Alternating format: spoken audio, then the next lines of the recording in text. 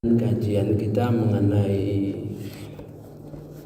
puasa ini sudah kita memperhatikan sudah banyak hal berkenaan dengan tugas-tugas puasa yang dikaitkan dengan Al-Quranul Karim. Pada subuh ini mari kita baca hadis yang potongannya dan apabila ia bertemu dengan Tuhannya bergembira karena puasanya. Artinya fariha wa iza laqiya rabbahu fariha bisawmi.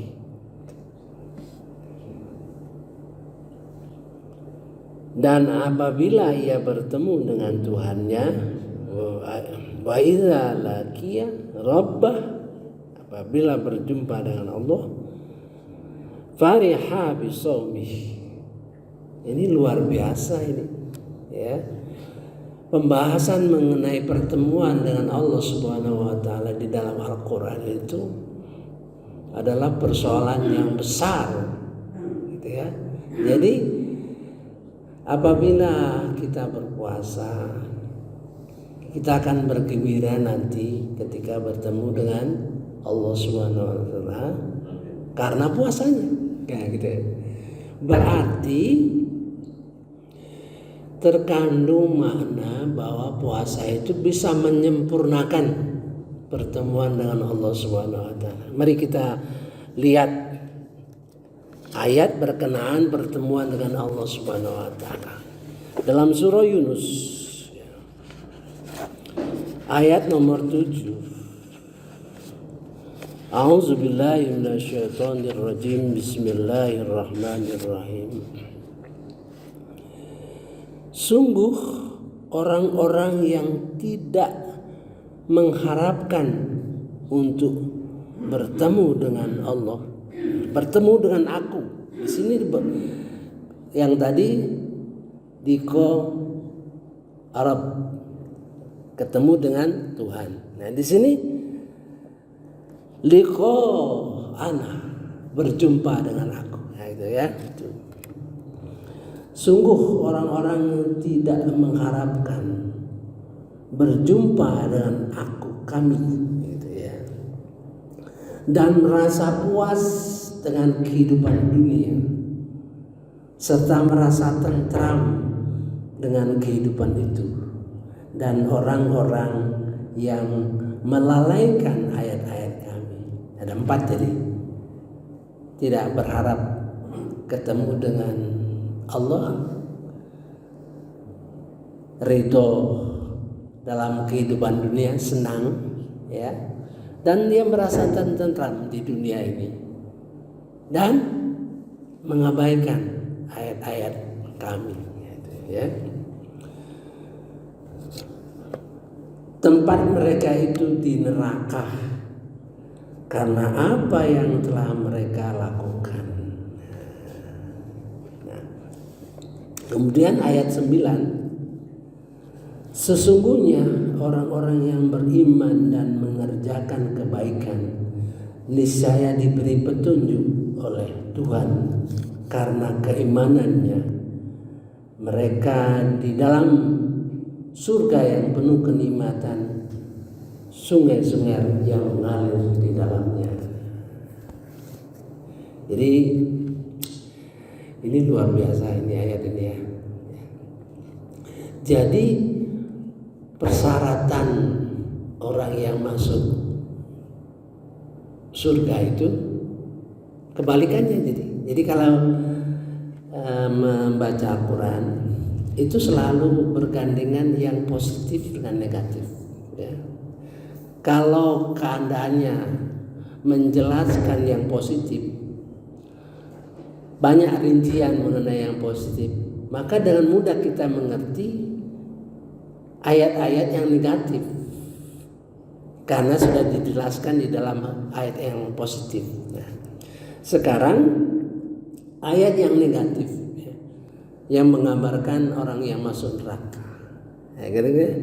Kemudian menggambarkan orang yang masuk surga dengan tidak ada rincian. Mari kita baca bahasa Arabnya. Innal ladzina la yarjuna liqa'ana. Liqa babena markat itu biasanya itu persoalan penting.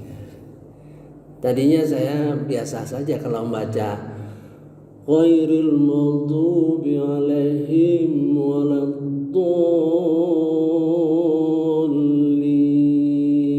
Mula-mula biasa saja, tapi lama-lama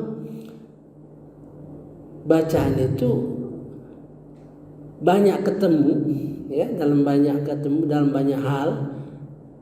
6 harkat itu berarti penting, ya gitu. Ya.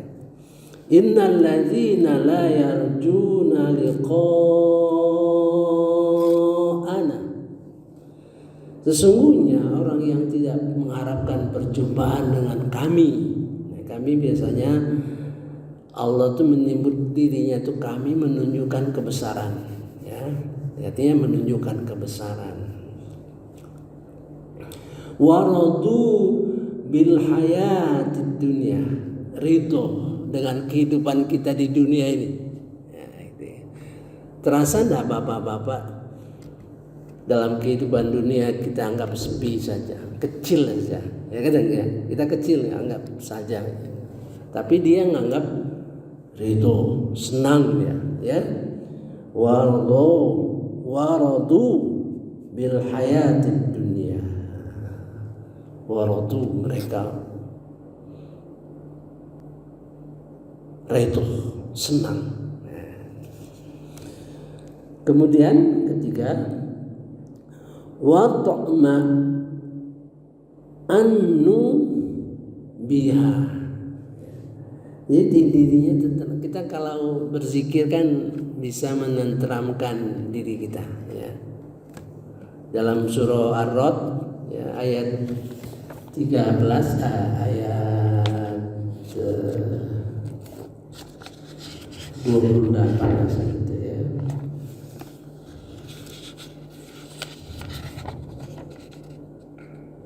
Surah Ar-Ra'd 13 ayat 28 ya.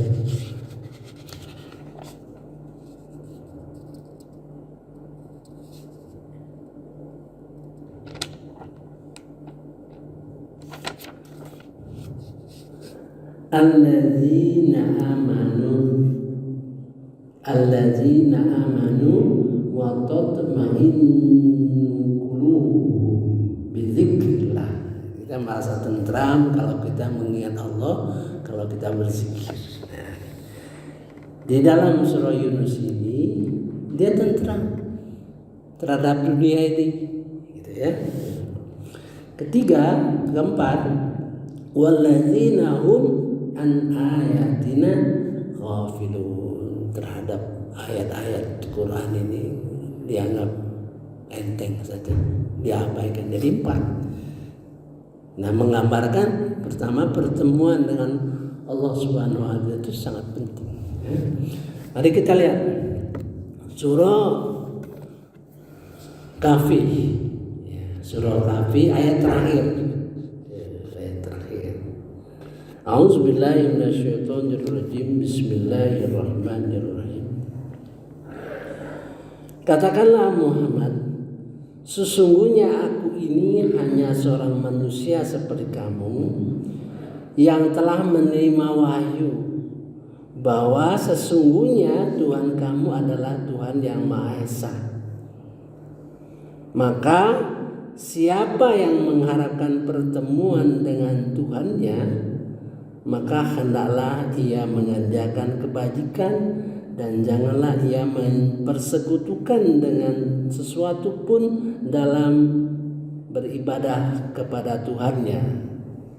Jadi kalau kita baca terjemahan itu rasanya hambar, ya, dalam hambar, tidak hidup, ya. Padahal ayat ini ayat penutup. Berarti kalau kita menemukan satu ayat penutup dari satu surah itu menunjukkan pentingnya, ya. A'udzubillahi minasyaitonirrajim. Bismillahirrahmanirrahim. Saya baca potongan ayat. Faman kana yarju liqa'a rabbih. Barang siapa yang ingin berjumpa kepada Tuhannya. Nah, gitu. Tadi kepada ana, ya, liqa'ana, berjumpa kepada Tuhan. Tidak ada jalan lain, syaratnya falyamal amalan sholihah. Syaratnya beribadah dengan amal-amalan sholihah. Jadi kalau kata an ya, falyamal amalan sholihan itu artinya sempurna, ya, beramal sebaik-baiknya, sesempurna-sempurnanya, gitu. Bukan sembarang ibadah saja. Maka kita selalu membaca di dalam surah Al-Mulk itu ayat 2. A'udzubillahi minasyaitonirrajim. Bismillahirrahmanirrahim. Allazi khalaqal mauta wal hayata. Yang menciptakan kehidupan dan kematian. Itu artinya penting, ya kan? Mengapa? Untuk menguji kamu siapa yang terbaik amalnya. Liyabluwakum ayyukum ahsanu amala. Siapa yang terbaik amalnya? Bukan paling banyak, paling baik, paling berilmu. Karena proses ilmu itu terus berjalan terus sampai kita meninggal dunia. Ilmu berjalan terus, ya, berjalan terus. Ilmu mengenai apa saja berkenaan dengan Al-Quran, ya, berjalannya terus sehingga mencapai titik yang paling mendekati kesempurnaan, ya, diuji. Kemudian di penutupnya wa huwal azizul hakim. Berarti keras itu. Harapannya perintahnya keras. Wa huwal azizul hakim. Namun dia maha bijaksana. Artinya kalau kita sungguh-sungguh sudah belajar, menekuni, mencari ilmu terus menerus, ya, tidak henti-hentinya. Namun apa boleh buat, itulah yang bisa kita lakukan. Allah Maha Pengampun. Nah, persoalannya kita tidak terus menggali ilmu, ya, tidak belajar ilmu, sehingga ya sampai disitulah fal ya'mal amalan sholihah wala yusyrik bi ibadati rabbih ahada. Tidak mempersekutukan ibadahnya itu dengan sesuatu apapun. Nah, jadi bayangan kita liqa rabbih itu penting. Nah, orang puasa ini bergembira, ya, dengan pertemuan dengan Allah Subhanahu wa taala. Itu menggambarkan bahwa proses puasa itu proses yang menyempurnakan, ya, di dalam ibadah-ibadah itu. Insya Allah kita diampuni oleh Allah Subhanahu wa taala segala kesalahan-kesalahan yang lalu. Maka barang siapa berpuasa imanan, dengan iman yang penuh, keimanan yang sempurna, wahtisaban, dengan harapan yang sempurna, dengan, jadi di dalam pemahaman imanan wahtisaban itu berbeda-beda. Ya, itu. Kalau berbeda-beda itu menunjukkan, ya, menunjukkan bahwa setiap orang itu lain-lain ilmunya, gitu. Seperti pertanyaan kepada para sahabat mengenai istiqomah, ya, kepada Sayyidina Abu Bakar ditanyakan apa itu istiqomah. Sayyidina Abu Bakar menjawab, istiqomah itu tidak boleh mempersekutukan segala sesuatu dengan Allah. Nanti tauhid, pemahaman dari Sayyidina Abu Bakar itu tauhid. Ya. Kemudian ditanyakan kepada Sayyidina Umar, apa istiqomah? Istiqomah dengan sepenuh hati, kerjakan segala perintah dan hindarkan segala larangan. Jangan seperti rubah jalan kiri kanan. Itu pemahaman Umar.